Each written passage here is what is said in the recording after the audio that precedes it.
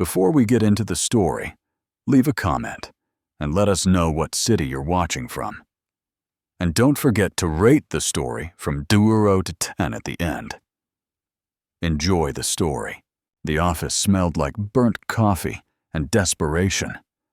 Madison Clark sat hunched over her desk, eyes burning from staring at spreadsheets for 6 straight hours. Her boss had just dropped another stack of contracts on her desk, with his usual charming attitude, which was to say, none at all. Get these sorted by tonight, or don't bother coming in tomorrow. Madison rubbed her temples. 3 months as a junior accountant at Sterling Solutions, and she'd already learned the company ran on threats and energy drinks. Her phone buzzed. Rent due in 3 days, she groaned. Of course it was. When wasn't rent due? Her roommate Cassie had already texted 5 times asking if she'd remembered to pick up milk. Madison hadn't. She'd barely remembered to eat lunch, which had been a sad granola bar from the vending machine. She reached for another contract from the pile. Her vision blurred slightly as she skimmed the pages. Employee benefits agreement. Standard stuff. She scrawled her signature at the bottom without reading the fine print. Honestly, who actually read these things? The company cafeteria was closing when she finally dragged herself downstairs. The fluorescent lights buzzed overhead, casting everything in a sickly yellow glow. She grabbed a sandwich that looked like it had been sitting there since the Clinton administration and headed to the register. That's when she saw him.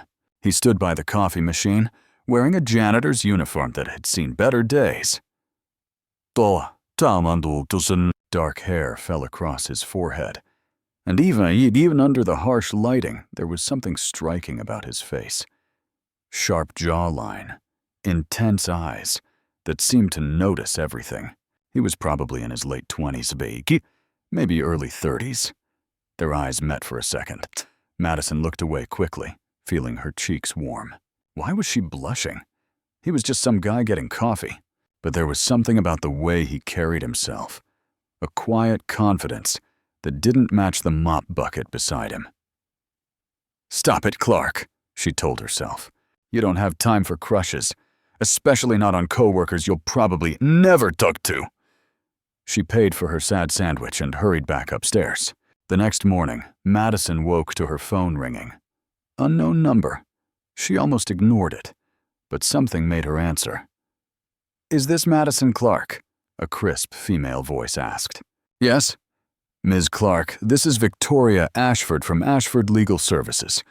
I'm calling regarding the contract you signed yesterday evening at approximately 6:47 p.m.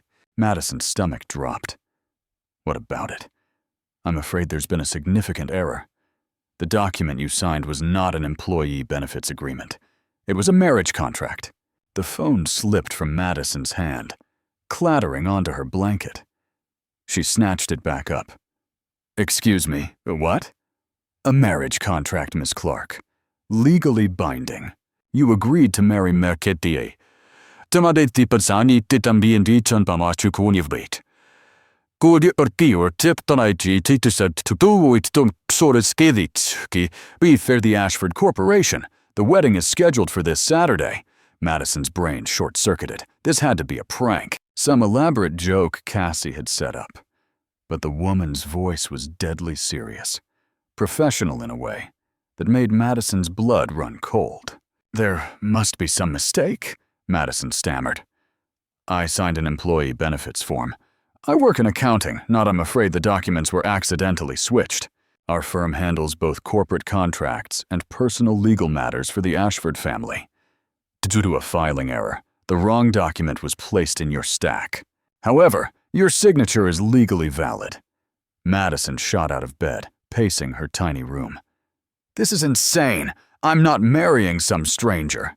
I don't even know who this Ethan Ashford person is. Mr. Ashford is the sole heir to Ashford Corporation, a multinational conglomerate with assets exceeding $12 billion. He requires a wife for inheritance purposes, and you have legally agreed to fulfill that role." No! Madison's voice rose. "I didn't agree to anything. This is fraud. You can't hold me to a contract I signed by mistake." The line went quiet for a moment. Then, Victoria spoke again, her tone colder. "Ms. Clark, I understand this is unexpected. However, the contract includes a breach penalty of $2 million should either party withdraw. Given your current financial situation, I imagine that's not a sum you can easily produce." Madison's knees went weak. $2 million? She barely had $2,000 in her bank account. This couldn't be happening. "I want to speak to this Ethan Ashford person, now." "That can be arranged. He'll meet you this evening at 7 p.m. The address is 1947 Riverside Drive. Please don't be late." The line went dead. Madison stood frozen in her cramped bedroom, still wearing her oversized sleep shirt with a faded pizza stain on the front. She'd just been told she was legally obligated to marry a billionaire or pay $2 million. This was not how she'd expected her Thursday to go. The rest of the day passed in a haze. Madison called in sick to work, which wasn't exactly a lie. She felt like she might actually throw up. She spent hours Googling Ethan Ashford and found surprisingly little. A few business articles mentioning the Ashford Corporation's latest acquisitions. One blurry photo from a charity gala showing a tall figure in a tuxedo, face mostly obscured by shadows. The guy was a ghost. By 6:30 p.m., Madison had changed outfits 4 times. What did one wear to meet their accidental billionaire fiancé? She finally settled on dark jeans and a simple blue blouse. The nicest thing she owned that didn't have coffee. Stains. The address led her to a sleek high-rise overlooking the river. The lobby alone probably cost more than her entire apartment building. A doorman in a crisp uniform nodded to her. "Ms. Clark? Mr. Ashford is expecting you." Top floor. The elevator ride felt like it lasted forever. Madison's reflection stared back at her from the mirrored walls. She looked terrified. When the doors finally opened, she stepped into a penthouse that belonged in a magazine. Floor-to-ceiling windows offered a breathtaking view of the city lights. Minimalist furniture, abstract art on the walls, everything screaming wealth. And standing by the window, silhouetted against the glowing skyline, was a man. He turned around. Madison's heart stopped. It was the janitor. The guy from the cafeteria, except now he wasn't wearing a janitor's uniform. He was dressed in dark slacks and in a charcoal gray sweater that probably cost more than her monthly rent. His hair was styled, his presence commanding. "You," Madison breathed. "Hello, Madison." His voice was deeper than she remembered, smooth and controlled. "I'm Ethan Ashford." Her mind reeled. "But I saw you yesterday. You had a mop." Ethan's lips curved into the faintest smile. "I like to observe my employees when they don't know who I am. It's remarkable what people reveal when they think no one important is watching." Madison's shock gave way to anger. "So what, you were spying?" "Testing us." "Observing," Ethan corrected, walking closer. "And you passed. You didn't gossip, didn't slack off, didn't treat the cleaning staff poorly. You just worked. That's rare." Madison crossed her arms. "Great. I'm so glad I have your approval. Now about this insane marriage contract." "Ah, yes." Ethan gestured to a leather couch. "Please, sit. I imagine you have questions." "Questions?" Madison's voice rose. "Try a few thousand, starting with, how is this even legal?" Ethan settled into the chair across from her, completely calm. "My grandfather's will stipulates that I must be married by my 32nd birthday to inherit control of Ashford Corporation. That birthday is in 3 weeks. If I'm not married, control passes to my cousin Gerald, who will immediately dismantle everything my family built." He paused. "I need a wife. You need money. This can be mutually beneficial." Madison stared at him. "You're seriously suggesting we go through with this? It's a business arrangement," Ethan said evenly. 1 year. We'll live together, appear as a married couple publicly, and after a year, we divorce quietly. You'll receive $5 million. Madison's breath caught. $5 million? $5 million, Ethan confirmed. More than enough to pay off any debts, start fresh, do whatever you want. All I need is your cooperation for 12 months. She should say no. This was crazy, but her mind was already calculating. $5 million. She could pay off her student loans, help her mom with medical bills, actually have a future instead of drowning in spreadsheets and ramen noodles. What's the catch? Madison asked slowly. There's always a catch. Ethan regarded her with those intense eyes. The catch is that we have to sell it. My family, the board, the media, they all need to believe this is real. That means public appearances, living in the same home, and maintaining the illusion of a genuine relationship. Madison swallowed hard. So fake dating, but with legal papers and rich people watching. Essentially, Madison looked around the penthouse, at the life she'd never imagined touching, at the man who'd somehow ended up as her accidental fiancé. She thought about her overdue rent, her mom's mounting hospital bills, the endless cycle of barely scraping by. You promise it's just a year? 1 year, Ethan said firmly. After that, you're free, with $5 million. Madison took a deep breath. She was probably going to regret this. Okay, I'll do it. Something flickered in Ethan's expression, too quick to read. Then we have an agreement? He extended his hand. Madison shook it, feeling the warmth of his palm against hers, and just like that, she'd agreed to marry a stranger. The wedding was in 2 jours, and Madison was absolutely not panicking. She was sitting in her apartment, surrounded by shopping bags she couldn't afford that Ethan's assistant had delivered, trying to process the fact that her life had become a rom-com written by someone on heavy medication. Cassie burst through the door, holding takeout containers. Okay.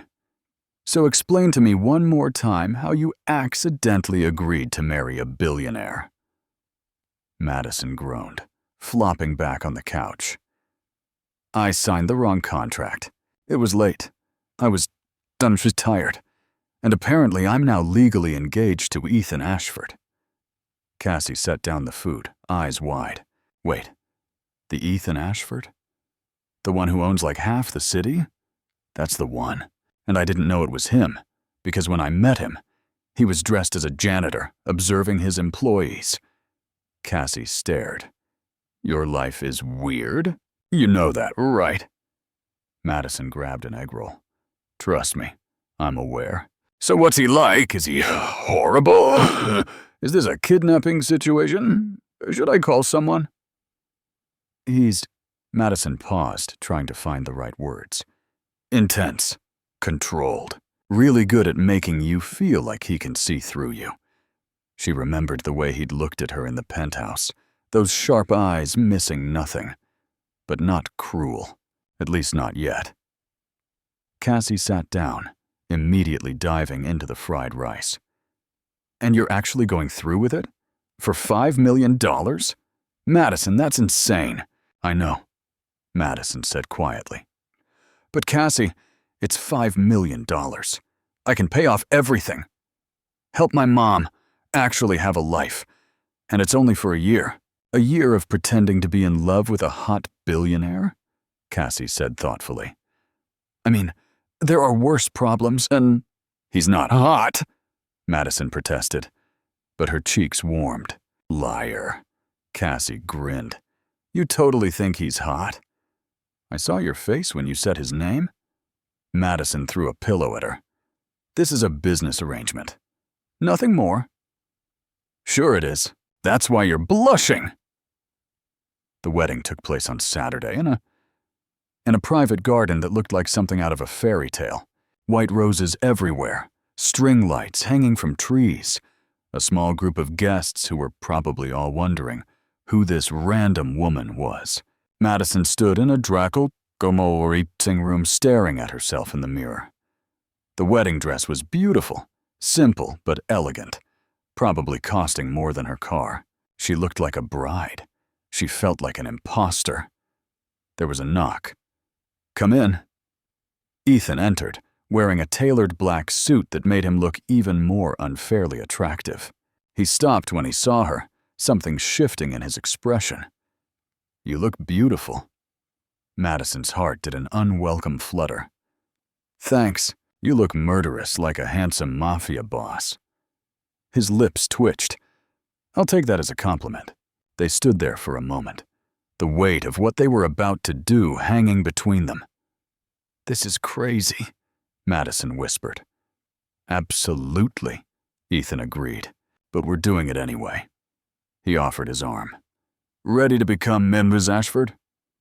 Madison took a breath and linked her arm through his. "As ready as I'll ever be."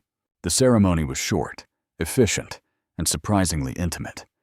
Madison spoke her vows in a daze, barely processing the words. Ethan's voice was steady, confident, like he was closing a business deal rather than getting married. When the officiant said, "You may kiss the bride," Madison's pulse spiked. Ethan leaned in slowly, giving her time to pull away. His hand cupped her cheek, gentle despite his controlled demeanor.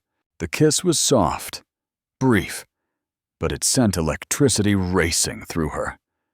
When he pulled back, his eyes held something unreadable. The small crowd applauded. Madison forced a smile, her heart hammering. She'd just married a stranger. A gorgeous, mysterious, possibly dangerous stranger. The reception was held at the Ashford estate, a sprawling mansion that made Madison feel like she'd stepped into a Jane Austen novel. Guests mingled, champagne flowed, and everyone kept congratulating her with smiles that didn't quite reach their eyes. Madison could feel their judgment. Who was this nobody who'd snagged Ethan Ashford? She was standing alone near a fountain when an older woman approached. Sharp features, expensive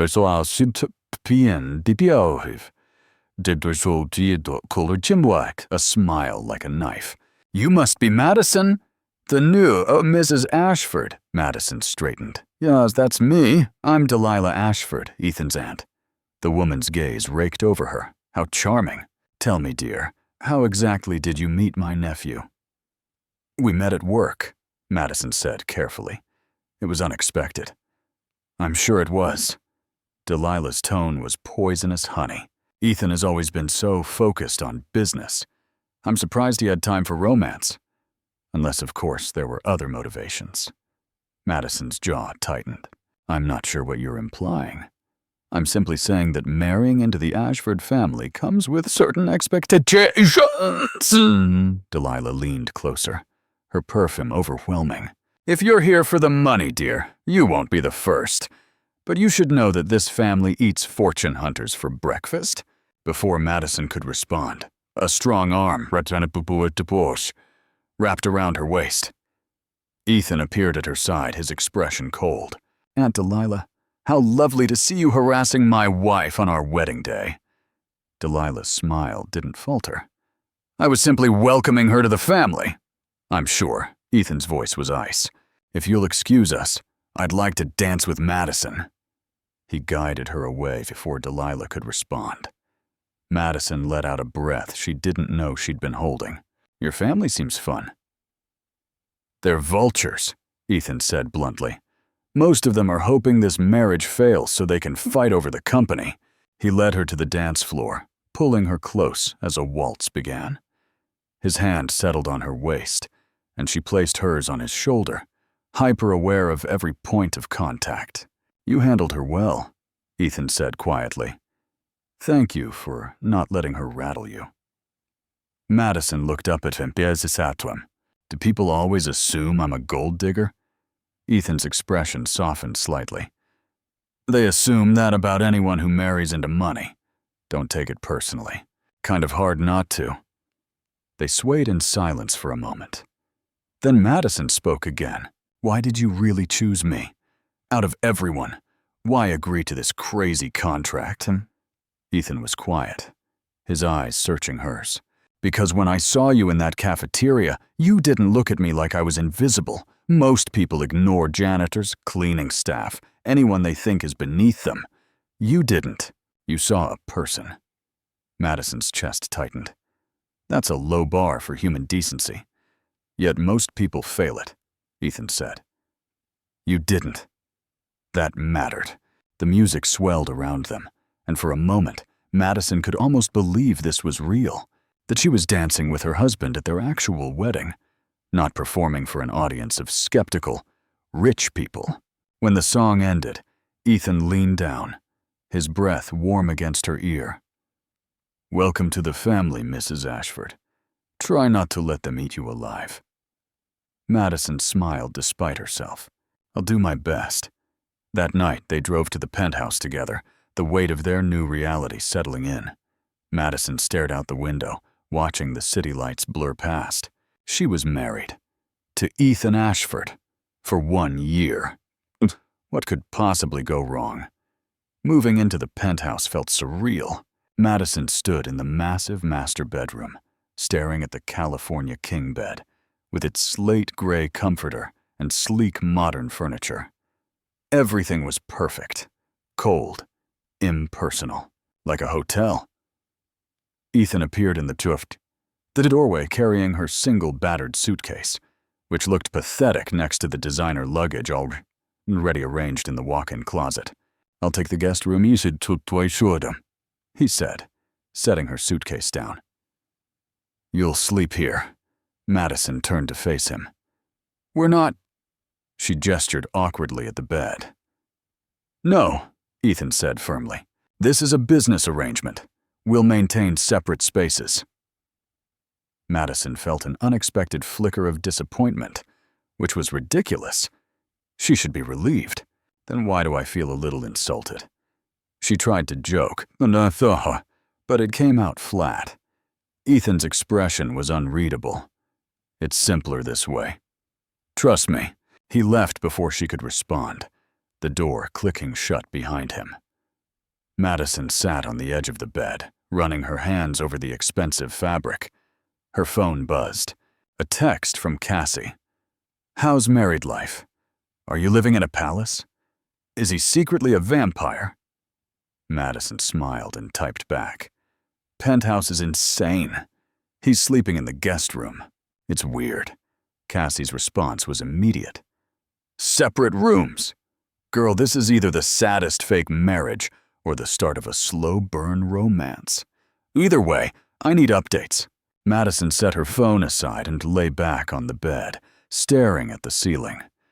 She'd been Mrs. Ashford for exactly 6 hours, and already nothing was going as expected. The next morning, Madison woke to find Ethan already dressed in a sharp navy suit, reviewing documents at the dining table. Coffee was brewing, filling the penthouse with a rich aroma. Morning, she mumbled, padding into the kitchen in her oversized t-shirt and sleep shorts. Ethan glanced up, his eyes tracking her for a second too long, before returning to his papers. There's breakfast in the warmer.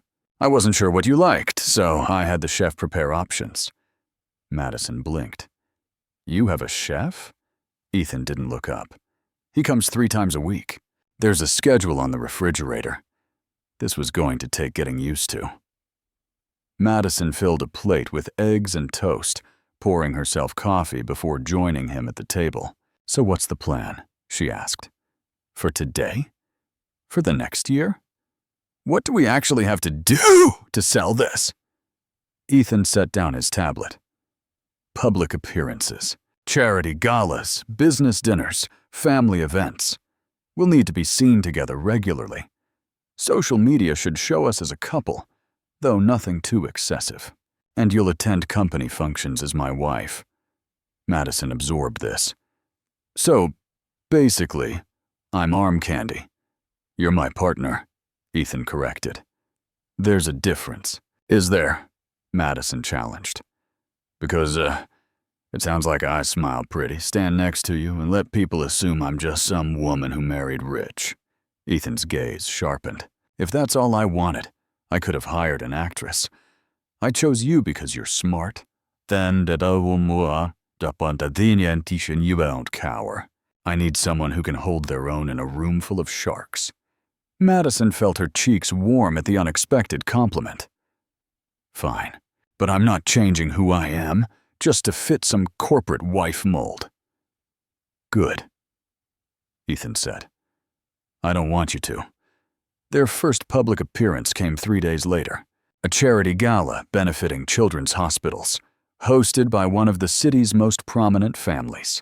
Madison spent the entire afternoon stressing over what to wear until a stylist appeared at the penthouse with racks of evening gowns. This is too much, Madison protested as the woman held up a floor-length emerald dress. Mr. Ashford insists, the stylist said with a professional smile. And trust me, this will be perfect with your coloring.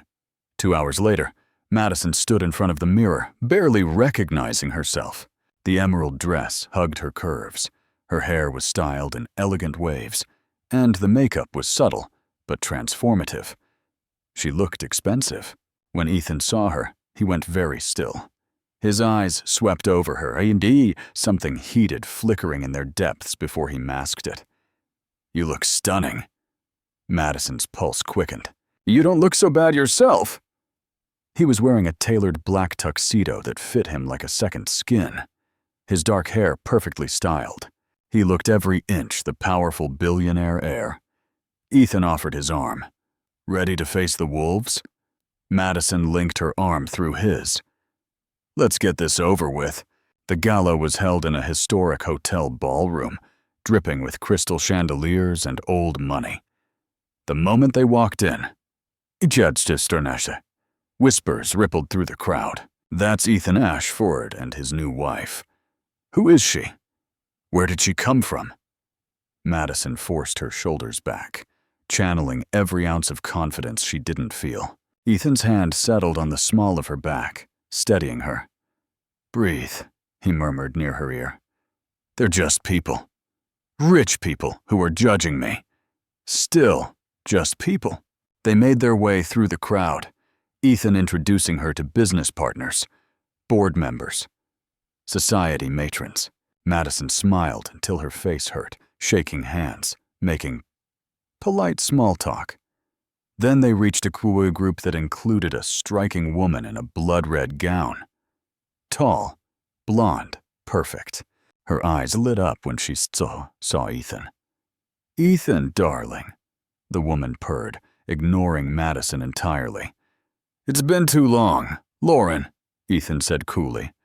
This is my wife, Madison. Lauren's gaze finally shifted, assessing Madison like she was a stain on the carpet. How charming. I didn't know you were seeing anyone, Ethan. It happened quickly, Ethan said, his tone brooking no further questions. Madison, Lauren Hastings, we used to date. The words hung in the air like a bomb. Madison's smile turned sharp. How nice to meet you. Lauren's eyes glittered. I'm sure. You know, Ethan and I were together for 2 years. We were quite serious. Everyone thought we'd end up married. But here I am, Madison said sweetly. Married to him. Funny how things work out. Tension crackled between them. Ethan's hand tightened slightly on Madison's back, a silent message. Lauren's smile turned brittle. Well, I do hope you last longer than his other distractions. Madison was about to respond when Ethan smoothly steered her away. Let's dance. On the dance floor, Madison let out a breath. Ex-girlfriend. Ethan's jaw was tight. It did a year ago. She wanted access to my money and name, not me. Sounds familiar, Madison said, before she could stop herself. Ethan's eyes met hers. It's not the same, isn't it? Madison countered. We're literally in a contract marriage for money and appearances. How is that different? Because I respect you, Ethan said quietly. And I actually like having you around. The honesty in his voice caught her off guard. Madison looked away, her heart doing that annoying, fluttering thing again. You're not terrible company either, she admitted. High praise. They swayed to the music, the ballroom spinning around them in a blur of glittering gowns and polished floors. For a moment, Madison let herself relax into it, into the warmth of Ethan's hand at her waist, the solidness of his presence. "You're doing well," Ethan said softly. "Better than I expected." "Gee, thanks. I mean it. This world can be brutal, especially to outsiders. You're handling it." Madison glanced up at him. Their faces were close enough that she could see the silver flecks in his groward gray eyes, the faint stubble along his jaw. "Your ex is still watching us. Then let's give her something to look at." Before Madison could process what he meant, Ethan dipped his head and kissed her. It was different from the chaste wedding kiss, deeper, more intentional. His hand slid up to cradle the back of her neck, and Madison's mind went blank. She kissed him back without thinking, her fingers curling into his lapel. When they finally broke apart, she was breathless. That was her voice came out shaky. "For appearances," Ethan said, but his eyes told a different story. "Right," Madison whispered. "Appearances." But her heart was racing, and she knew this fake marriage was getting dangerously close to feeling real. Living with Ethan Ashford, Madison quickly learned, was like living with a particularly attractive ghost. He was gone before she woke up, working until late at night, communicating mostly through notes left on the kitchen counter. Madison found herself wandering the massive penthouse, feeling oddly lonely. On Thursday evening, she decided to cook dinner. The penthouse kitchen was a chef's dream, all sleek appliances and marble countertops. Madison pulled out ingredients, determined to make her mom's spaghetti recipe. She was in the middle of chopping garlic when Ethan walked in, loosening his tie. It smelled good in here. Madison glanced over. "You're home early. It's 8:30. Ethan raised an eyebrow. "Like I said, early." He shrugged off his suit jacket, rolling up his shirt sleeves. Madison tried not to notice how good his forearms looked. "I made dinner," she said, turning back to the stove. "If you haven't eaten." Ethan moved closer, peering into the pot. "You cook? Don't sound so shocked. I survived college and 3 years of underpaying jobs." "Of course I cook." He looked genuinely intrigued. "The chef, usually," he trailed off. "You usually eat catered meals or takeout?" Madison finished. "I know. That's sad." Ethan's lips quirked, maybe. They ate together at the dining table, the city lights glowing through the floor-to-ceiling windows. Madison watched as Ethan took his first bite, his expression shifting to surprise. "This is really good." Madison grinned. "Again, don't sound so shocked. Where did you learn to cook like this?" "My mom?"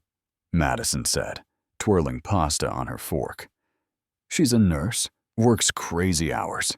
When I was a kid, she'd teach me recipes so I could make dinner for us. Some of my best memories are in the kitchen with her." Something softened in Ethan's face. "That sounds nice." It was. Madison paused. "What about you? What were your family dinners like?" Ethan was quiet for a moment, his fork stilling. "Formal. My father believed meals were for discussing business strategies and company goals. My mother tried to make them warmer, but she passed away when I was 15. Madison's chest tightened. "I'm sorry." Ethan shrugged, but she could see the old pain in his eyes. "It was a long time ago.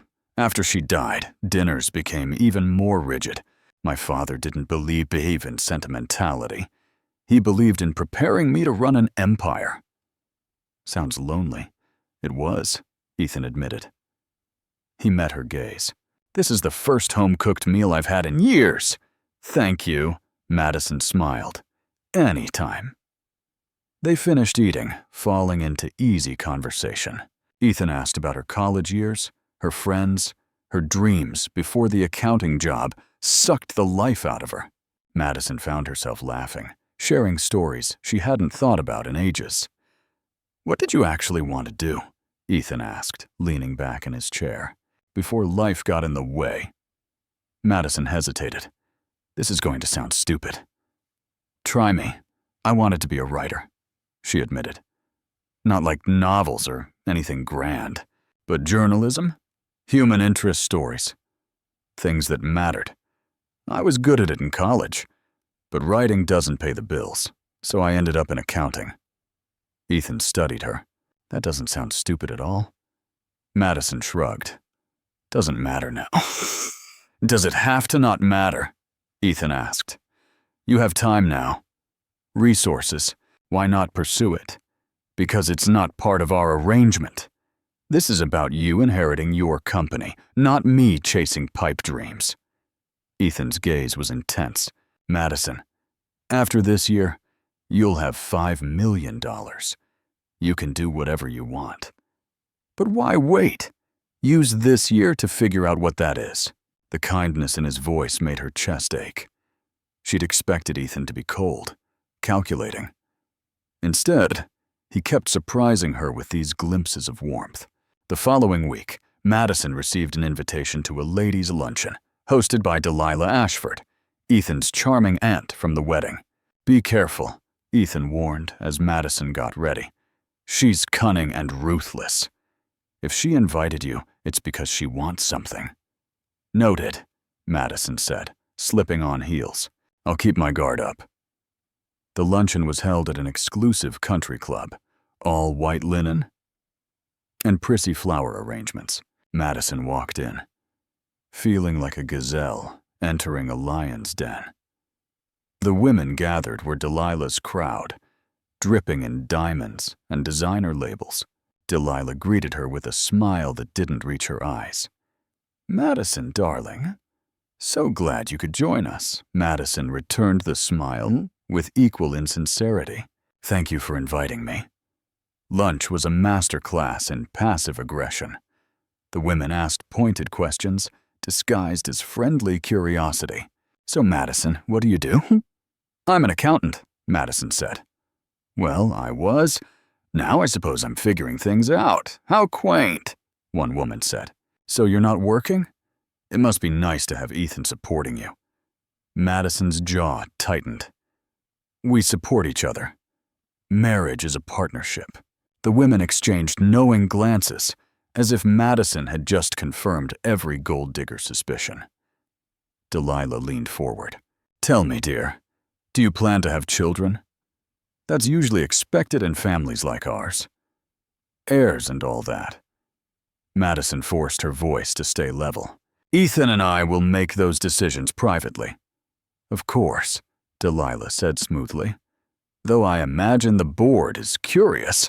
After all, securing the family line is part of the responsibility. The barely veiled implication was clear. Madison was expected to produce heirs like some kind of broodmare. Rage simmered beneath her polite exterior. With all due respect, Madison said carefully, my relationship with Ethan is our business. Not the board's, not yours. Delilah's eyes glittered. A Dutch spirit.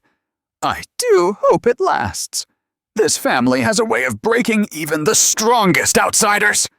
Madison stood abruptly. Thank you for lunch. It's been enlightening. She walked out before anyone could respond, her heart pounding. She texted Ethan immediately. Your aunt is a nightmare. I need a drink. His response came within seconds. Meet me at 7th Street Bar. I'll be there in 20. Madison found him in a booth at the back of a surprisingly normal bar. No fancy cocktails or velvet ropes. Just dim lighting, good whiskey, and classic rock playing low. Ethan slid a glass toward her. Bourbon. You look like you need it. Madison downed half of it in one go.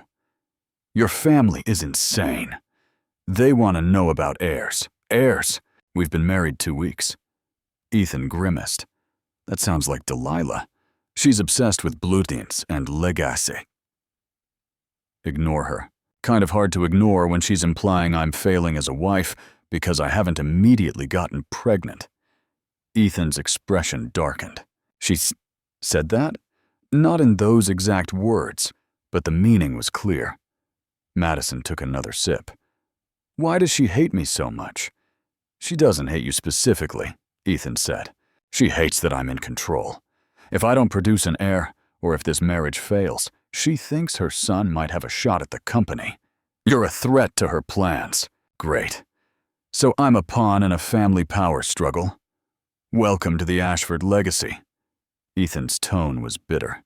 They sat in silence for a moment, the weight of their situation pressing down. This is harder than I thought it would be, Madison admitted quietly. The acting. The judgment. Pretending to be someone I'm not. Who says you're pretending? Ethan asked. Madison, you're exactly who you need to be. You don't have to change for them, but I don't fit, Madison said.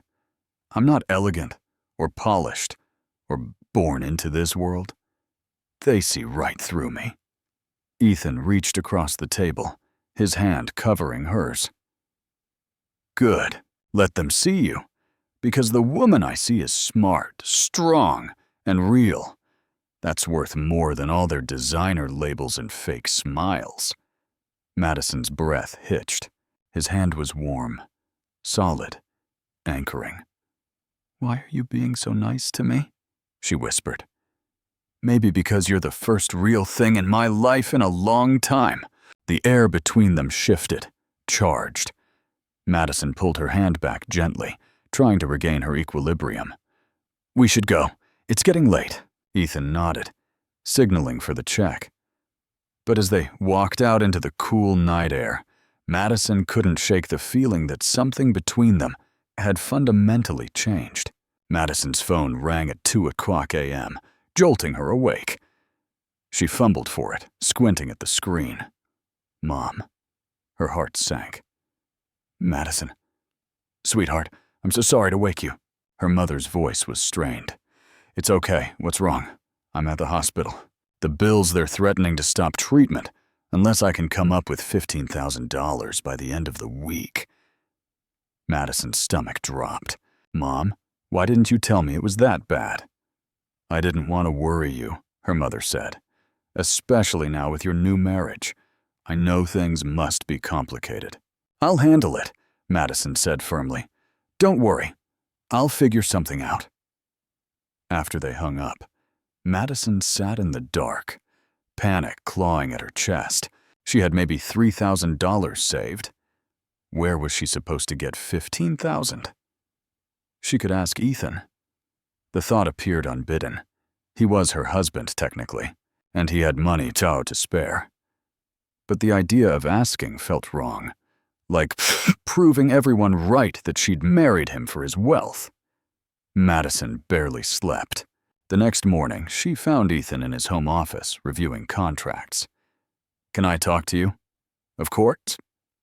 Ethan looked up, immediately noticing her distress. What's wrong? Madison twisted her hands together. My mom is sick. She needs surgery, but the hospital bills are piling up. She owes $15,000, and they're threatening to stop her treatment. I know this isn't part of our deal, but I was wondering if I could get an advance on the $5 million. I'll pay you back. Ethan stood, cutting her off. Stop. You don't need to explain or ask permission. We're married. Your family's my family now. I'll take care of it. Madison blinked. Just like that? Just like that, Ethan confirmed. Give me your mother's information. I'll have the bills cleared by this afternoon. Madison felt tears prick her eyes. Ethan, I don't know what to say. Don't say anything. He stepped closer, his expression gentle. Madison, I know this started as a contract, but I meant what I said. We're partners. Your problems are my problems. The kindness broke something open in her chest. Before she could stop herself, Madison threw her arms around him in a hug. Thank you. Ethan stiffened for a second. Then his arms came around her, holding her carefully. You're welcome. They stood like that for a moment longer than necessary. When Madison finally pulled back, she wiped at her eyes, embarrassed. Sorry, I didn't mean to break down on you. Ethan's hand brushed her cheek, wiping away a stray tear. You didn't break down. You asked for help. There's a difference. Later that day, Madison's mother called, sobbing with relief. The hospital bills were paid in full, along with additional funds for post-surgery care. "Who did you marry?" her mother asked, awed. "He must really love you to do something like this." Madison's throat tightened. "Yeah," she said softly. "He must." That evening, Ethan suggested they have dinner on the penthouse terrace. The city sparkled below them, a private oasis in the sky. "I called my mom," Madison said as they ate. "She wanted me to thank you about 100 more times." Ethan smiled. "I'm glad I could help." Madison set down her fork. "Can I ask you something?" "Shoot! Why did you really agree to this?" "The marriage clause, I mean. You could have fought it. Found another way."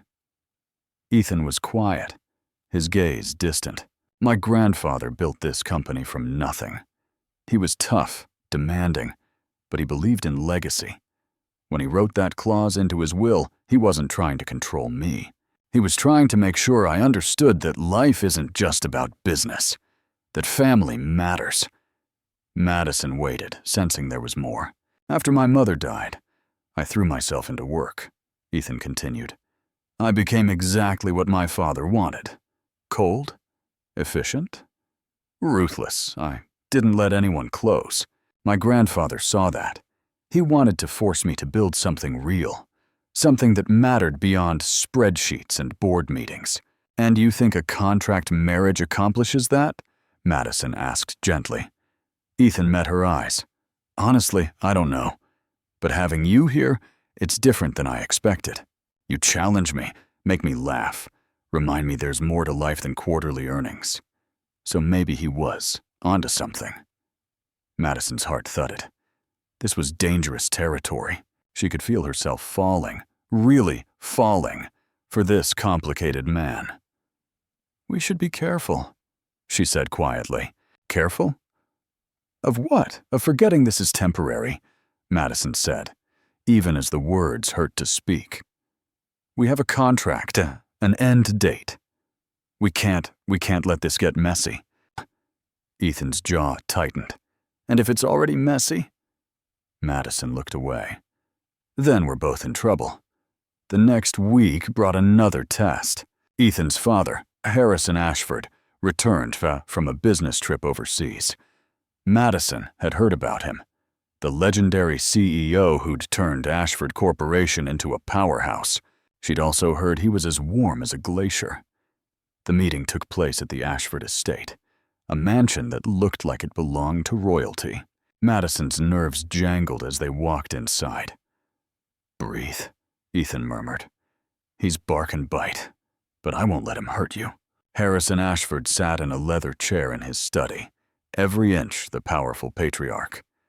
Tall, silver-haired, with piercing eyes that reminded Madison uncomfortably of Ethan.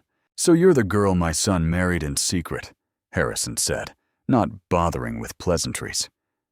Madison straightened her spine. "Yes, sir." "I'm Madison." Harrison's gaze raked over her, assessing. "You're not what I expected." "What did you expect?" Madison asked, forcing her voice to stay steady. "Someone more polished," Harrison said bluntly. "Someone from our world." "Ethan and I chose each other," Madison said. "That's what matters." "Chose each other," Harrison repeated, skepticism dripping from every word. "How convenient. Right before Ethan's deadline." "Dad," Ethan's voice was hard, "that's enough." "Is it?" Harrison turned to his son. "You expect me to believe this sudden marriage is genuine? That she's not just after the family fortune?" Madison's temper flared. "With all due respect, Mr. Ashford, you don't know anything about me. So maybe save the judgment." Harrison's eyebrows rose. "She has a spine. That's something.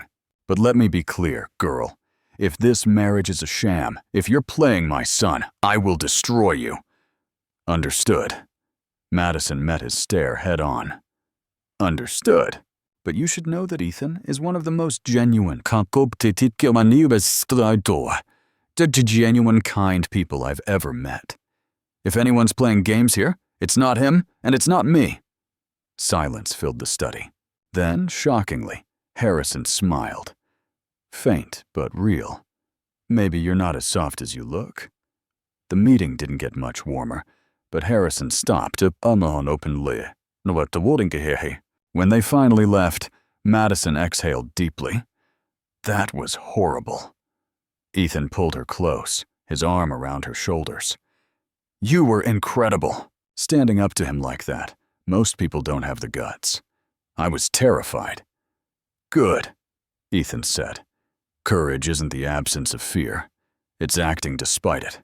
Madison leaned into him, letting herself take comfort in his presence. This marriage was supposed to be simple, but nothing about it felt simple anymore. 3 months into the marriage, Madison found a rhythm. The penthouse felt less like a showroom and more like a home. She'd added small touches, plants on the windowsill, books scattered on the coffee table, her coffee mug left carelessly on the counter. Ethan never complained. If anything, he seemed to like the lived-in feeling. They developed routines. Morning coffee together before Ethan left for work. Dinners when his schedule allowed. Movie nights on the couch, where they'd argue about whether action films or comedies were superior. Madison was winning that debate. One Saturday, Ethan surprised her. "Get dressed. We're going out." "Where?" "It's a surprise. Just trust me." Madison raised an eyebrow, but complied. An hour later, they pulled up to a small community center in a modest neighborhood. "Why are we here?" Ethan gestured for her to follow. Inside, a group of teenagers sat around tables, working on laptops and notebooks. A woman with kind eyes approached. "Ethan, so good to see you, and you must be Madison." Madison glanced at Ethan, confused. He looked almost sheepish. "This is the Ashford Youth Writing Program. I started it 5 years ago to help underprivileged kids develop writing skills and tell their stories. When you mentioned wanting to be a writer, I thought maybe you'd want to volunteer." Madison's jaw dropped. "You did this?" Ethan shrugged. "I'm not completely heartless." Madison felt her chest swell with emotion. She spent the afternoon working with the kids, reading their essays, offering feedback and encouragement. Their passion reminded her of her younger self, full of dreams. One girl, Emma, showed her a personal essay about growing up with a single mother. "This is beautiful," Madison said sincerely. "You have real talent." Emma beamed. "Mr. Ashford says if we keep writing, we can get scholarships for college. He's helped 3 students so far get into journalism programs." Madison looked across the room to where Ethan was working with another student, patient and focused. Her heart did that dangerous flutter again. On the drive home, Madison couldn't stop smiling. That was incredible. "Thank you for bringing me." Ethan glanced at her. "I figured you'd understand them. You're a writer at heart, even if life pushed you in another direction." Madison reached over, squeezing his hand. "You're a good person, Ethan Ashford. Don't let anyone tell you otherwise." His fingers curled around hers, holding on. That night, Madison lay in bed, staring at the ceiling. She couldn't deny it anymore. She was falling for her fake husband. And that terrified her. The following week brought their biggest public appearance yet, the Ashford Corporation Annual Gala. Every major business player, investor, and media outlet would be there. Ethan's legitimacy as CEO would be on full display, with Madison as his supposed devoted wife. The dress his stylist selected was stunning. A floor-length gown in deep sapphire that shimmered under the lights. Madison felt like a princess, which was ridiculous, but also kind of wonderful. When Ethan saw her, he stopped mid-step. His eyes darkened with something that made her pulse race. "You're breathtaking." Madison's cheeks warmed. "You're not so bad yourself." He wore a classic black tuxedo, tailored perfectly, looking like he'd stepped out of a magazine. They arrived at the gala to a flurry of camera flashes and shouted questions. Mr. Murdo. Ashford, how does it feel to officially take over as CEO? Madison, what's married life like? Any plans for children? Ethan kept his arm firmly around her waist, guiding her through the chaos with practiced ease. Inside, the ballroom was magnificent. Ice sculptures, elaborate floral arrangements, champagne flowing freely. Madison tried not to gawk. Ethan introduced her to dozens of people, board members, investors, media moguls. Madison smiled, shook hands, played the perfect wife. Then she spotted Lauren Hastings across the room, glaring daggers. Your ex is here, Madison murmured. Ignore her. She has no power here. But Lauren wasn't content to be ignored. She approached during a lull, her smile venomous. Madison, darling, that dress is lovely. Did Ethan pick it out for you? He knows what looks good. Madison matched her smile. Actually, I chose it. But thank you. Lauren's eyes glittered. You know, everyone's talking about your marriage, how sudden it was. Some are even saying it's not real, that it's just for appearances. Let them talk, Ethan said coldly. Our marriage is nobody's business but ours. Lauren stepped closer to Madison. Just a friendly warning, dear. Ethan doesn't do love. He does business. And when you're no longer useful, he'll discard you just like he did me. Madison's temper snapped. Here's the difference between you and me. Lauren, I don't see Ethan as a transaction. I see him as a person. Maybe that's why you're an ex and I'm his wife. Lauren's face flushed with rage. Before she could respond, Ethan took Madison's hand. We're done here. He led her to the dance floor, pulling her into his arms as the orchestra played. That was savage, he said, his eyes gleaming with approval. Madison laughed, adrenaline still pumping. She had it coming. Ethan's hand tightened on her waist. You're incredible. You know that? Madison looked up at him, her heart racing. They swayed together, the world narrowing to just the two of them. The music, the lights, the watching crowd, all of it faded. I meant what I said, Madison whispered. To Lauren, I don't see you as a transaction. Ethan's thumb brushed along her jaw. What do you see me as? As someone I care about, Madison admitted. More than I should. Ethan's eyes searched hers. And if I feel the same, then we're both breaking the rules. The music swelled around them, and Ethan leaned down, his forehead resting against hers. Maybe some rules are meant to be broken. He kissed her then, right there in the middle of the gala, in front of hundreds of witnesses. But this wasn't for show. This was real, desperate, full of everything they'd been holding back. When they finally pulled apart, Madison was breathless. Ethan's eyes were molten. Let's get out of here. They left the gala early, driving back to the penthouse in charged silence. The moment the elevator doors closed behind them, Ethan pulled Madison against him, kissing her like he'd been starving for it. Madison kissed back just as fiercely, her hands tangling in his hair. They stumbled into the penthouse, a tangle of limbs and breathless laughter. Ethan pressed her against the wall, his mouth trailing along her neck. Tell me to stop, he murmured against her skin. Tell me this is a bad idea. Madison's hands fisted in his shirt. Don't you dare stop! That was all the permission he needed. Madison woke to sunlight streaming through unfamiliar windows. She blinked, momentarily disoriented.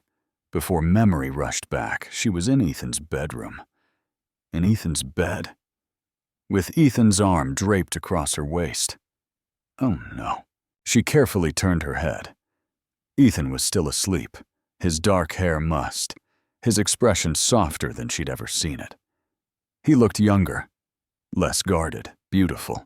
Madison's chest tightened with a mix of panic and something far more dangerous. Last night had changed everything. They'd crossed a line they couldn't uncross. Ethan's eyes opened, focusing on her immediately. His hand tightened slightly on her hip. "Morning, morning," Madison whispered. "So," Ethan said, a hint of uncertainty in his voice, "that happened." "That definitely happened," Madison agreed. "Are you okay?" Madison considered the question. She should say no.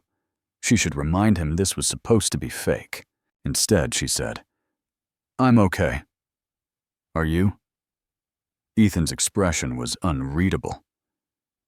"I'm more than okay."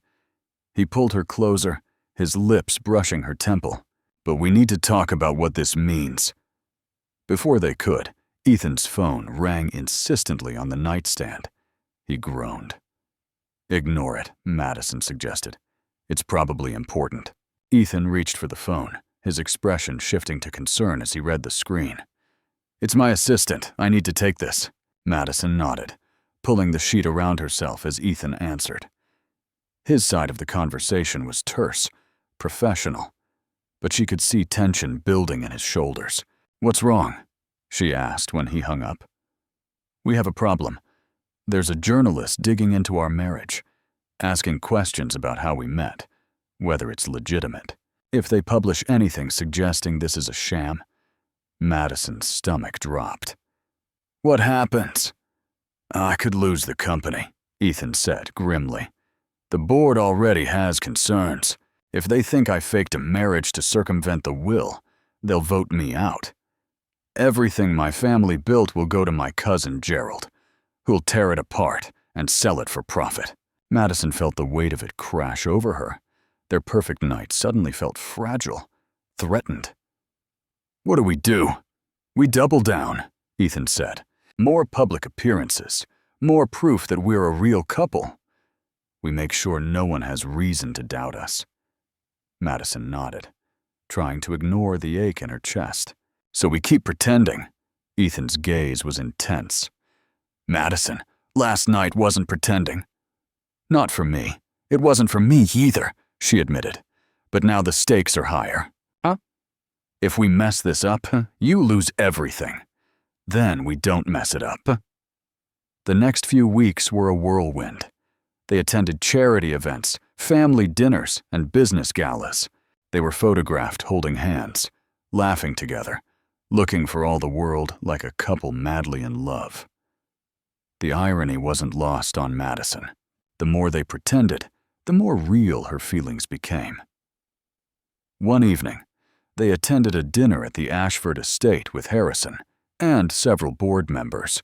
Madison sat beside Ethan, playing the perfect wife, smiling, making polite conversation. "Tell us, Madison," one board member said. "How did you and Ethan really meet?" "It's such a romantic story, I'm sure." Madison's heart skipped, but she kept her voice steady. "We met at work. I was reviewing contracts, and Ethan was observing employees. He approached me, and we just clicked." The board member looked skeptical. "How fortunate." Right before Ethan's deadline. "It was fortunate," Madison agreed. "But timing doesn't make feelings less real." Ethan's hand found hers under the table, squeezing gently. After dinner, Harrison pulled Madison aside. "You handled that well." Madison met his gaze. "I meant what I said.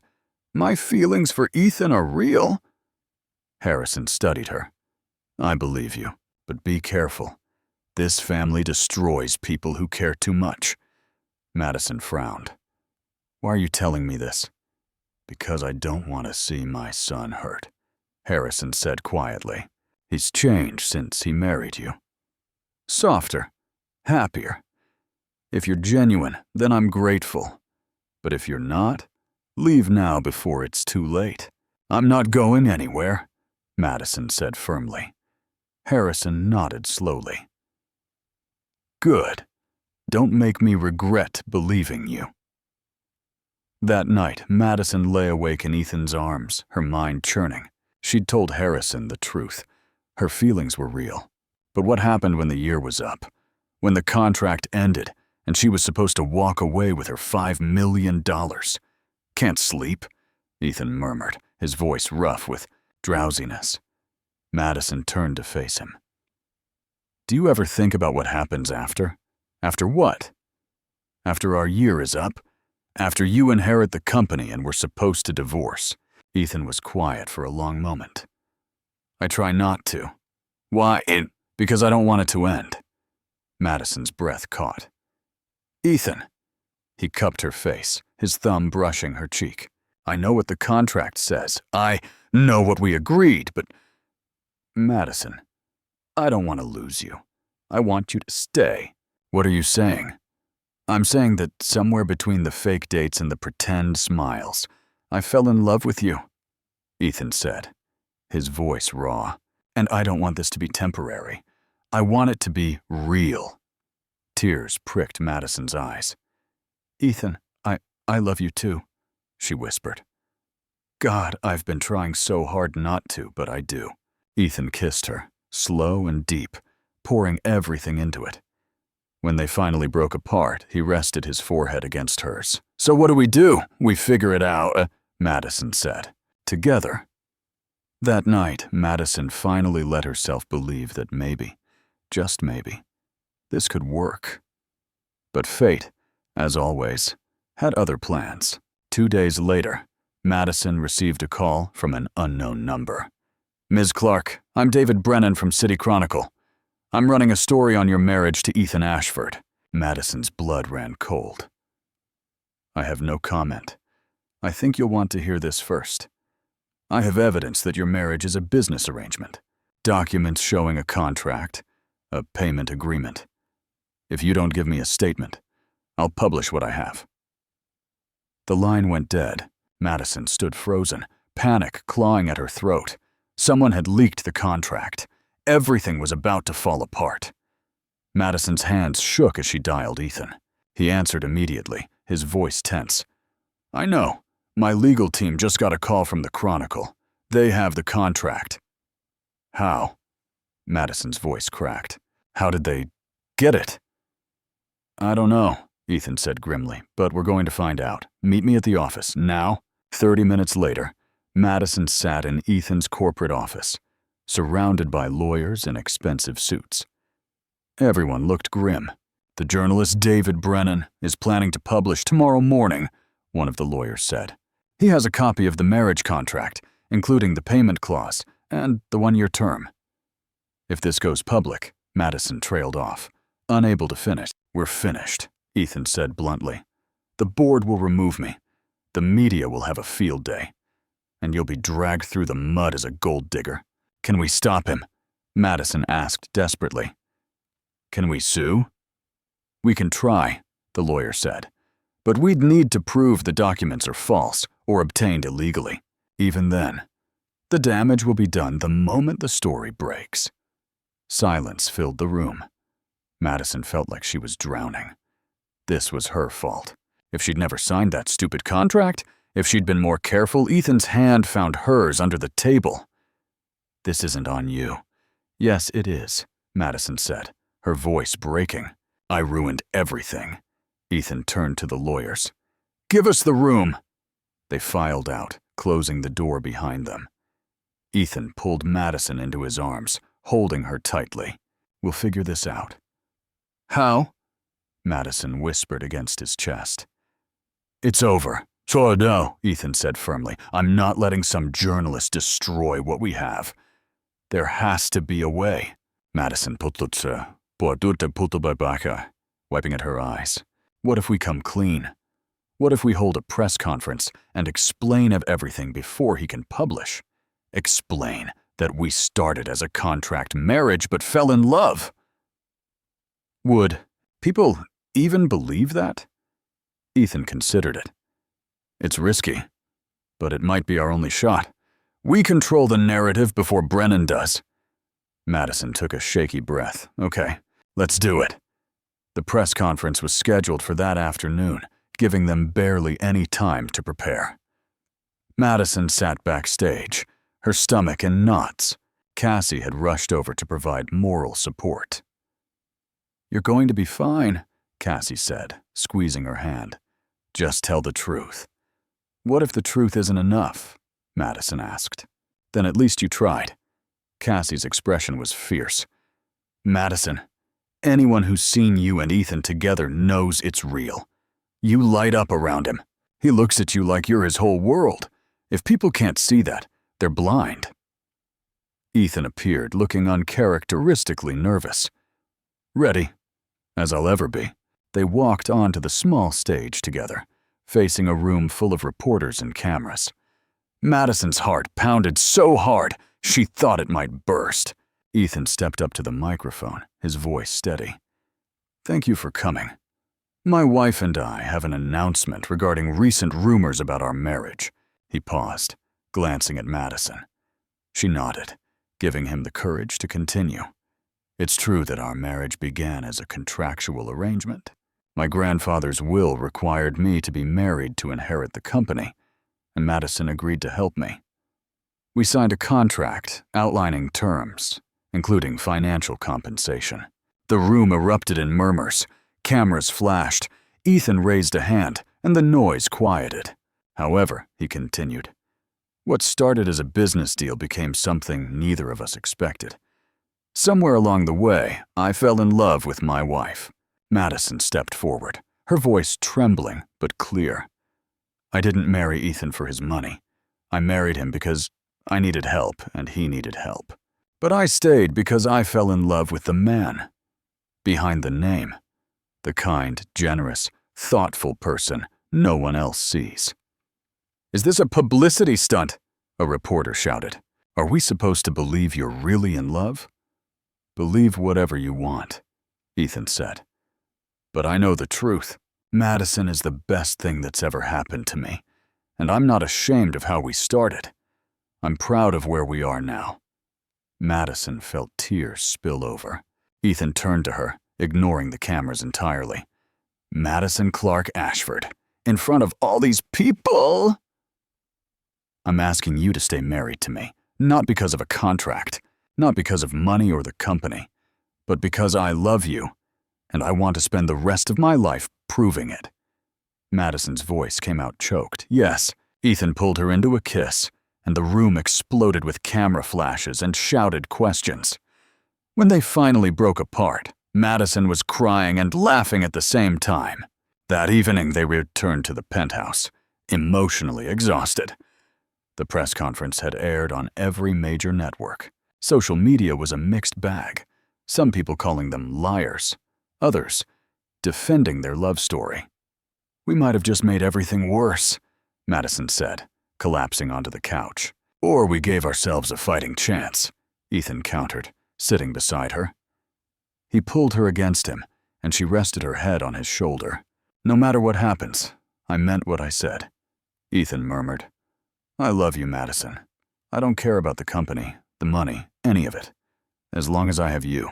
Madison tilted her face up, kissing him softly. "I love you too." The next morning, the City Chronicle published David Brennan's article, but instead of the damning exposé he'd planned, the headline read, "Ashford Heir's Contract Marriage Becomes Real Love Story." The article, while still skeptical, was far less brutal than they'd feared. It acknowledged their honesty and included quotes from the press conference.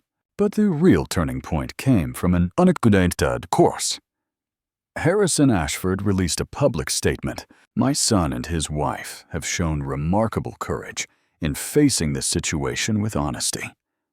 While their marriage began unconventionally, I have witnessed genuine love between them. I stand behind Ethan as CEO and support this marriage fully." The board followed Harrison's lead, issuing their own statement of confidence in Ethan's leadership. Madison stared at the news on her phone, stunned. "Your father defended us?" Ethan looked equally shocked. "I didn't think he had it in him. Maybe he's not as heartless as everyone thinks." That evening, they received an invitation to eat dinner at the Ashford estate. "Harrison wants to see us," Ethan said, his tone cautious. Madison took his hand. Then let's go face the dragon. Harrison greeted them at the door, his expression unreadable. Come in? They sat in the formal dining room, tension thick. Harrison poured wine, then met Ethan's eyes. I owe you both an apology. Madison blinked. What? I've spent years pushing you to be something you're not, Harrison said to Ethan. Cold, ruthless, focused only on business. I thought that's what would make you successful. But seeing you with Madison, I realize I was wrong. You're a better man when you let yourself feel. Ethan looked stunned. Dad, raising a family isn't just about bloodlines and legacies, Harrison continued. It's about love, partnership, and finding someone who makes you better. You've found that with Madison. Don't lose it. Madison felt her chest tighten with emotion. Thank you, Murtada Ashford. Call me Harrison. He raised his glass. To my son and daughter-in-law, may your marriage be long and genuine. They clinked glasses, and for the first time, Madison felt like she might actually belong in this family. 6 months after the press conference, Madison stood in front of the mirror in the penthouse, adjusting her dress. Ethan appeared behind her, wrapping his arms around her waist. Nervous? A little, Madison admitted. It's my first article under my own byline. It's a big deal. Ethan kissed her temple. It's brilliant. You're brilliant. After the media storm around their marriage had settled, Madison had taken Ethan's advice seriously. She had started writing again, pitching human interest stories to various outlets. Her first published piece, Love in Unexpected Places, Finding Connection in a Contractual World, had resonated deeply. Now so, she was working as a freelance journalist, covering stories that mattered to her. The best part? She was genuinely happy. Come on, Ethan said. We're going to be late. The event was a celebration at the Ashford Youth Writing Program. 3 more students had received college scholarships, and Madison had been invited to speak. She stood at the podium, looking out at the young faces filled with hope and determination. When I was your age, Madison began, I wanted to be a writer. But life had other plans. I spent years doing work I didn't love, convinced my dreams were impractical. She paused, finding Ethan in the crowd. Then I met someone who reminded me that it's never too late to pursue what you're passionate about, that your story matters. So my advice to you is this. Don't let anyone tell you your dreams are too big or too silly. Write them down. Share them. The world needs your voice. The room erupted in applause. After the event, Emma, the girl Madison had worked with months ago, approached shyly. Ms. Ashford, I just wanted to thank you.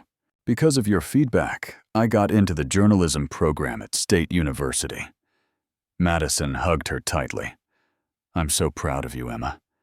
This is just the beginning. Watching Emma walk away, Madison felt a profound sense of purpose. This, helping these kids find their voices, was what mattered. That night, Ethan surprised her by to bound her up to the rooftop of the penthouse building. The city glowed below them, and a small table was set with candles and flowers. What's all this? Madison asked, delighted.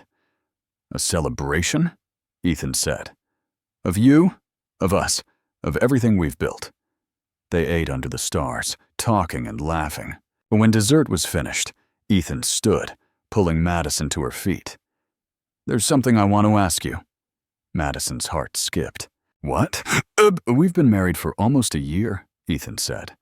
Our contract is technically ending next month. I know. Madison's chest tightened. They hadn't talked about it explicitly, but the date loomed.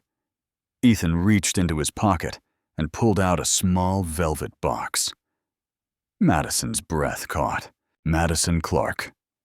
Ashford, he said, opening the box to reveal a stunning ring. Will you marry me? Again? For real this time? Madison laughed through sudden tears. We're already married. I know, Ethan said, smiling. But I want to do it right. No contracts, no conditions. Just you and me, choosing each other because we want to, not because we have to. Madison threw her arms around him. Yes, 1,000 times yes. Ethan slid the ring onto her finger, and they kissed under the stars, the city their witness. 2 months later, they held a small ceremony at the community center where they volunteered. No press, no business associates, just close friends and family. Cassie was Madison's maid of honor, crying through the entire ceremony. I can't believe my best friend is marrying a billionaire for real this time, she whispered. Madison grinned. Neither can I. When Ethan saw her walking down the aisle in a simple white dress, his eyes filled with emotion. This time, when they exchanged vows, there was no pretense, just raw, honest love. I promise to support your dreams, Ethan said, to listen when you need me, to make you laugh when you're sad, and to love you fiercely for the rest of my life. Madison's voice was thick with tears. I promise to challenge you, to remind you to feel, and to stand beside you through everything. You're my partner, my best friend, and the love of my life. They sealed their vow that felt like coming home. At the reception, Harrison approached Madison. You've made my son happier than I've ever seen him. Thank you for that. Madison smiled. He makes me happy too.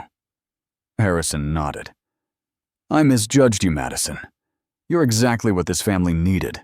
Real, kind, and unafraid to call us on our nonsense. Madison laughed. I'll take that as a compliment. It is. Later, as Madison and Ethan danced together, she rested her head against his chest. Can you believe we started with a mistaken contract? She murmured. Best mistake I ever made, Ethan said. She pulled back to look at him. You know, I never got that $5 million. Ethan's eyes glinted. Technically, you could still claim it. The contract was fulfilled. Madison pretended to consider it. Tempting, but I think I got something better. What's that? You? Ethan's expression softened. He cupped her face, kissing her gently. I love you, Madison Ashford. I love you too. As they swayed together, surrounded by people they cared about, Madison marveled at how much her life had changed. A year ago, she'd been drowning in spreadsheets and struggling to survive. Now, she was married to the love of her life, pursuing her passion, and genuinely happy. It hadn't been easy. There had been judgment, scandal, and moments where everything felt like it was falling apart. But they'd faced it together, and that had made all the difference. What are you thinking about? Ethan asked, noticing her distant expression. How lucky I am, Madison said, that I signed the wrong contract. Ethan laughed, the sound warm and genuine. Me too, because if you hadn't, I'd still be that cold CEO pretending he didn't need anyone. And now I'm a man who knows that love, real love, is worth more than any business deal. Madison smiled, her heart full. As the music played and the night stretched on, she knew one thing for certain. This wasn't just a happy ending. It was a happy beginning. 1 year later, Madison sat at her laptop in the study of their new home, a cozy brownstone they'd bought together. It was smaller than the penthouse, more personal. Ethan had insisted she needed a dedicated writing space, so an entire room was hers, filled with books and natural light. She was working on a feature about second chances, interviewing people who'd turned their lives around. It was fulfilling work, the kind that made her feel like she was making a difference. The door opened, and Ethan appeared with 2 mugs of coffee. Thought you might need this. Madison accepted it gratefully. You're the best fake husband ever. He raised an eyebrow. I believe I'm your real husband now. Details, Madison teased. Ethan set down his mug and leaned against the desk. I have something to tell you. That sounds ominous. Should I be worried? He smiled. No, I've been thinking about stepping back from the CEO role. Madison sat up straight. What? Why? Because I've spent my whole life building the company, proving myself, Ethan said, and I'm proud of what I've accomplished. But I want more than just work. I want to spend time with you, travel, maybe start a family. I want a life, not just a career. Madison's heart swelled. Are you sure? The company means everything to you. It meant everything, Ethan corrected. But you showed me there's more to life than board meetings and quarterly reports. I want to focus on what actually matters. Madison stood, wrapping her arms around him. I love you so much. Ethan kissed her forehead. I love you too. So, what do you say? Want to travel the world with me? Absolutely. A few months later, they stood in a small village in Italy, the sun setting over rolling hills. They'd been traveling for weeks, exploring places they'd only dreamed of. This is perfect, Madison said, leaning against Ethan as they watched the sky turn orange and pink. He wrapped his arms around her from behind. It is. They'd learned to slow down, to appreciate moments instead of always rushing to the next thing. Ethan had appointed trusted colleague as CEO, staying on as chairman, but stepping back from daily operations. Madison continued writing, her articles gaining recognition. More importantly, they'd found balance, something neither had experienced before. That evening, out over dinner at a rustic restaurant, Ethan took her hand. I've been thinking. Dangerous, Madison joked. About us. About the future, Ethan continued. What would you think about starting a family? Madison's breath caught. You mean, are you ready for that? Ethan asked gently. I know we've only been really married for a little over a year. There's no rush. Madison's eyes filled with tears. I think I am. I didn't expect to be, but yes. I want that with you. Ethan's smile was radiant. Then let's see what happens. 6 months later, Madison stood in their bathroom, staring at a pregnancy test. 2 pink lines. She was pregnant. Her hands shook as she processed the information. Excitement, featured to fear and overwhelming joy, crashed over her in waves. Ethan knocked on the door. Madison, you okay? She opened it, unable to speak. She just held up the test. Ethan's eyes widened. He looked from the test to her face and back again. We're having a baby? Madison nodded, tears streaming down her face. We're having a baby? Ethan let out a shout of pure joy, sweeping her into his arms and spinning her around. She laughed, crying, holding on to him. When he finally set her down, he cupped her face. You're going to be an amazing mother, and you're going to be an incredible father, Madison whispered. The pregnancy was smooth, and they'd spent it preparing, converting a room into a nursery, arguing over books. Cassie threw Madison a baby shower that was equal parts touching and chaotic, exactly what Madison needed. At one point, sitting surrounded by gifts and loved ones, Madison felt overwhelming gratitude. How did I get so lucky? She whispered to Ethan. He squeezed her hand. We both got lucky. 8.5 months later, Madison gave birth to a healthy baby girl. They named her Claire, after Ethan's mother. The moment the nurse placed Claire in Madison's arms, everything else fell away. She stared down at the tiny, perfect face and felt her heart expand in ways she hadn't known were possible. Ethan sat beside her, his arm around her shoulders, gazing at their daughter with wonder. She's perfect, he whispered. She's ours, Madison said, her voice choked with emotion. That first night in the hospital, as Claire slept in her bassinet, Ethan pulled out his phone. I want to take a picture, for the record. Madison laughed. We have like 100 already. Not of this, Ethan said.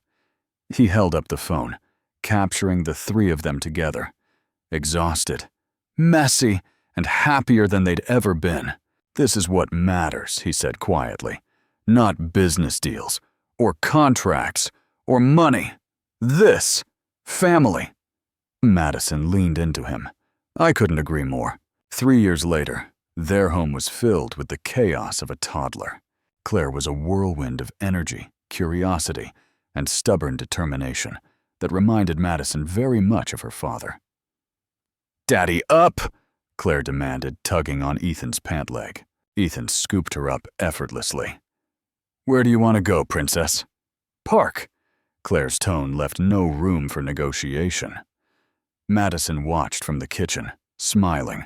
"You're such a pushover." Ethan grinned unapologetically.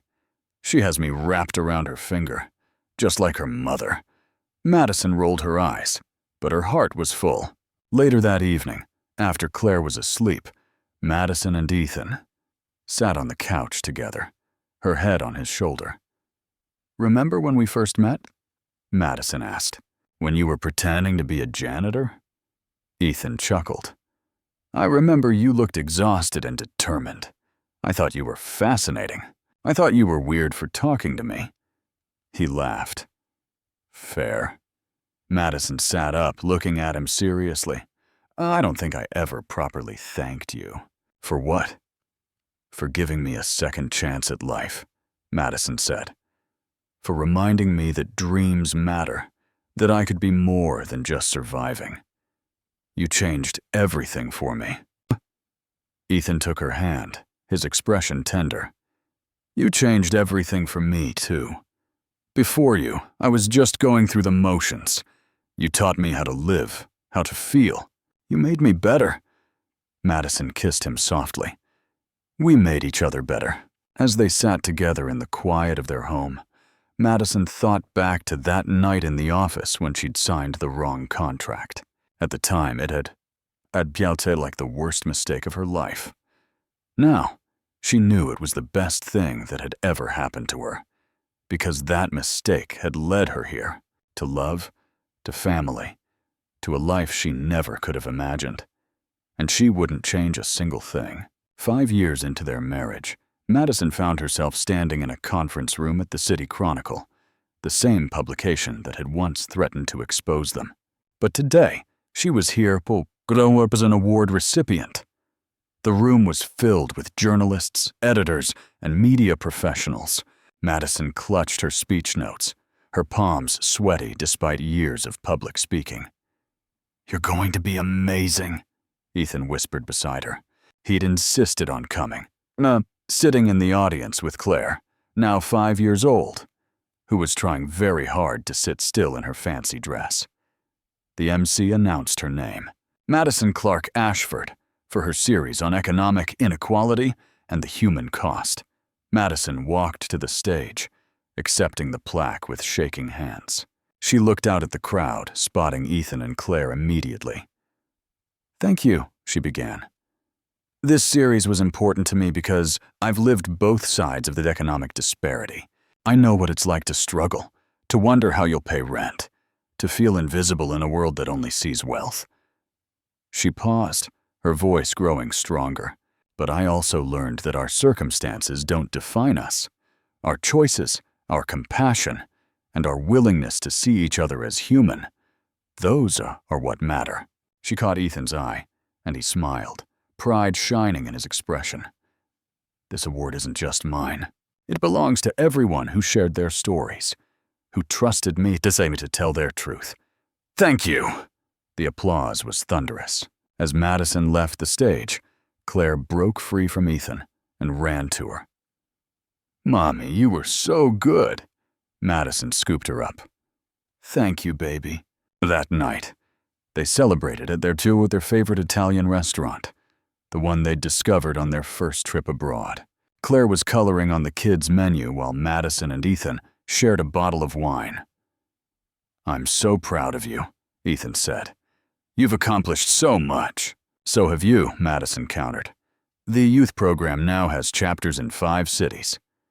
"That's incredible," Ethan shrugged modestly. "It feels good to give back.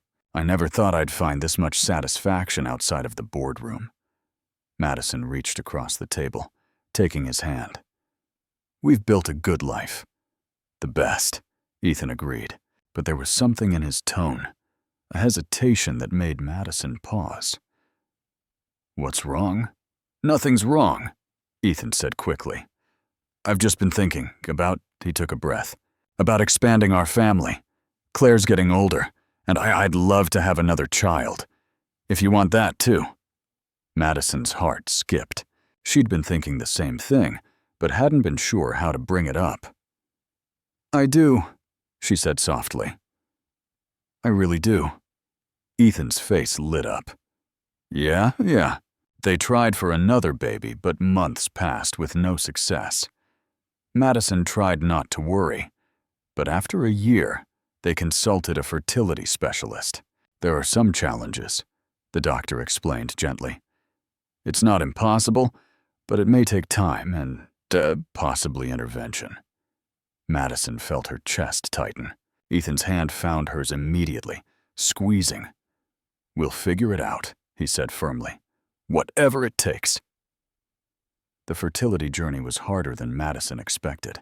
Treatments, disappointments, hope followed by heartbreak. There were nights she cried in Ethan's arms, frustrated and exhausted. I don't know if I can keep doing this, she admitted one particularly difficult night. Then we stop, Ethan said immediately. Madison, I love you. I love our family. If it's just the three of us, that's more than enough. But I want to try, Madison said. I want this. Then we'll keep trying. Together. 6 months later, after their third round of IVF, the test came back positive. Madison stared at the results, afraid to believe it. Ethan stood beside her, his arm around her waist. We did it, he whispered. We really did it. This pregnancy was different, more cautious. Madison was constantly worried, checking for every sign that something might be wrong. But as the weeks passed and everything remained stable, she allowed herself to hope. At the 20-week ultrasound, the technician smiled. Would you like to know the sex? Yes, Madison and Ethan said in unison. It's a boy. Ethan let out a breath, his eyes glassy. A son. Madison squeezed his hand, her own tears falling. Claire was thrilled at the news. She immediately started planning everything her little brother would need, from toys to books to her protection. So, I'll take care of him, Mommy, Claire announced seriously. I'll be the best big sister ever. Madison hugged her tightly. I know you will, sweetheart. The pregnancy progressed smoothly, and at 38 weeks, Madison went into labor. This time, she knew what to expect, but it was no less intense. Ethan never left her side, coaching her through contractions, telling her she was strong, that she could do this. When their son was finally born, and screaming, Madison sobbed with relief and joy. They named him Oliver, after Ethan's grandfather, the man whose will had inadvertently brought them together. He was perfect, with dark hair like his father and a determined expression that promised he'd be just as stubborn. Claire met her brother at the hospital, peering into the bassinet with wide eyes. He's so small, she whispered. You were that small once, Ethan said. Really? Can I hold him? Ethan carefully placed Oliver in Claire's arms, supervising closely. Claire stared down at her brother with such fierce love that Madison's heart nearly burst. I love him, Claire declared. Did you wait? So much. We all do, Madison said. With 2 young children, life became beautifully chaotic. Madison scaled back her freelance work, focusing on family, while still writing when inspiration struck. Ethan continued his work with the youth program and served on several nonprofit boards, finding purpose outside of corporate life. Their home was filled with laughter, occasional tantrums, and endless love. One evening, after finally getting both kids to sleep, Madison and Ethan collapsed onto the couch. I'm exhausted, Madison said. Me too, Ethan agreed, but he was smiling. Madison curled into his side. Do you ever miss it? The corporate world, the power, all of that? Ethan considered. Sometimes I miss the challenge. But then I come home to this, to you, and the kids, and I remember what actually matters. Madison kissed his jaw. I'm glad we found each other, even if it was by accident, Ethan said. Especially because it was by accident, Madison corrected. He laughed, pulling her closer. Best wrong contract ever. Absolutely. 10 years after signing the wrong contract, Madison stood in the backyard of their home, watching Claire, now 15, help Oliver, 10, set up a lemonade stand. The summer sun was warm, the air filled with the sounds of children playing in the neighborhood. Ethan came up behind her, wrapping his arms around her waist. What are you thinking about? He asked. How far we've come, Madison said. How different everything is from what I imagined. Better or worse? So much better, Madison said without hesitation. She turned in his arms, looking up at him. The years had been kind to Ethan. Silver threaded through his dark hair now, and lines crinkled around his eyes when he smiled. But he was still the man who'd taken her breath away in that penthouse a decade ago. You know what today is? Ethan asked. Madison thought for a moment, then her eyes widened. It's the anniversary. 10 years since I signed that contract. Ethan nodded. 10 years since the best mistake either of us ever made. They'd celebrated so many anniversaries, both the contract signing and their real wedding. But this one felt special, a marker of just how far they'd traveled together. Claire called out from the lawn. Mom, Dad, want some lemonade? We made it ourselves. Madison and Ethan walked over, each accepting a cup. It's delicious, Madison said, even though it was far too sweet. You guys are natural entrepreneurs, Oliver puffed up with pride. Dad says we have good business instincts. Ethan ruffled his son's hair. That you do? That evening, after the kids were in bed, Ethan led Madison out to the back patio. Candles on the table, and soft music played from a speaker. He'd set up a surprise dinner, complete with her favorite wine. When did you have time to do all this? Madison asked, touched. I'm a man of many talents, Ethan said, pulling out her chair. As they ate, they reminisced about the past decade, the challenges they'd faced, the joys they'd celebrated, the quiet everyday moments that had built their life together. Do you have any regrets? Madison asked. Ethan shook his head. Not a single one. Everything we went through led us here. The contract, the scandal, the struggles, all of it was worth it. Madison smiled. I used to be so angry about signing that contract. I thought it was the worst thing that could happen to me. And now I know it was fate, Madison said. Or luck. Or maybe just the universe deciding we needed each other. Ethan raised his glass. To wrong contracts and right choices. Madison clinked her glass against his. To finding love in unexpected places. They sat under the stars, talking and laughing, comfortable in the life they'd built. Around them, the house they'd filled with love stood warm and inviting. Inside, their children slept peacefully, safe and cherished. This was what mattered, Madison thought. Not the money, not the status, not the corporate power. Just this, family, love, partnership. As the night deepened, Ethan pulled Madison close. I love you, he murmured against her hair. More than I did yesterday. Less than I will tomorrow. Madison's eyes filled with happy tears. Where did you hear that? I made it up, Ethan said. I'm a romantic now. Didn't you know? Madison laughed. You've always been a romantic. You just hit it well. He kissed her, then. Slow and sweet. A kiss that promised forever. When they finally pulled apart, Madison rested her forehead against his. No, thank you, she whispered. For what? For being exactly who I needed, Madison said. For challenging me, supporting me, loving me even when I was difficult. For giving me this beautiful life. Ethan cupped her face, his thumb brushing her cheek. Thank you for signing the wrong contract, for taking a chance on a stranger, for seeing past the cold CEO to the man underneath, for making me believe in love. Madison smiled through her tears. Best decision I never meant to make. They sat together as the night stretched on. Two people who'd started as strangers, bound by a legal mistake, who'd navigated scandal, judgment, and uncertainty, who'd chosen each other again and again, building something real from a foundation of pretense.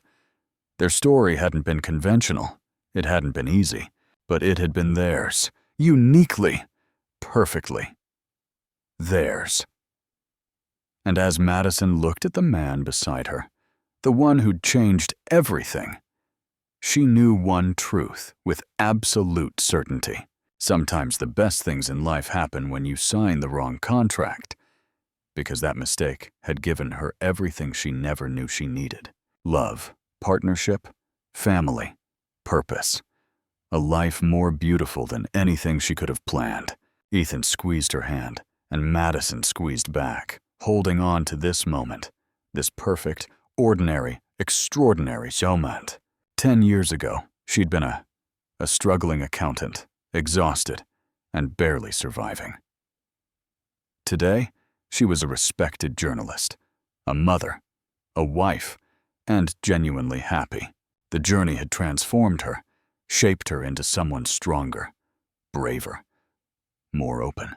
And she owed it all to a filing error, a switched document, and a man dressed as a janitor who'd seen her when she felt invisible. As they finally headed inside, Ethan paused at the door, pulling Madison back for one more kiss. To the next 10 years, he said, and all the years after that. Madison smiled against his lips. To forever. They walked inside together, ready for whatever came next. Because they'd learned the most important lesson. Life was unpredictable, messy, full of mistakes and surprises. But with the right person beside you, even wrong turns could lead to exactly where you were meant to be. And Madison Clark Ashford, née Clark, formerly an accidental bride, now a willing wife, couldn't imagine being anywhere else. What did you think of their story? Share your thoughts in the comments. On a scale from 0 to 10, what's your rating? Subscribe to the channel and turn on notifications to follow all our stories and check out more emotional stories. Do it by clicking on the end screen.